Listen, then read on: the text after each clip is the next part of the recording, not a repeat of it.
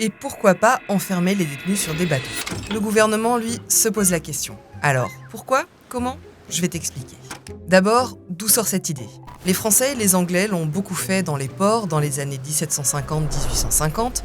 Plus récemment, au début des années 2000, les Pays-Bas ont aussi ouvert plusieurs prisons flottantes avant de les refermer quelques années plus tard.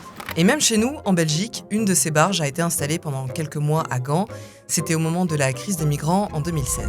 Là, la ministre de la Justice étudie l'idée pour trouver plus de place pour les détenus. Il faut savoir qu'en Belgique, aujourd'hui, il y a 13 500 prisonniers et 11 000 places de prison.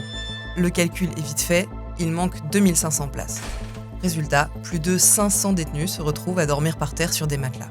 La Cour européenne des droits de l'homme a déjà condamné plusieurs fois la Belgique à cause de ça et le gouvernement cherche toutes les solutions possibles. D'abord, construire des prisons. Mais c'est long, c'est cher et c'est compliqué, d'où ce fameux bateau-prison. Il y a aussi l'idée de faire sortir certains détenus avant la fin de leur peine, mais les partis du gouvernement ne sont pas tous d'accord. Troisième idée, renvoyer dans leur pays les détenus qui sont en situation irrégulière.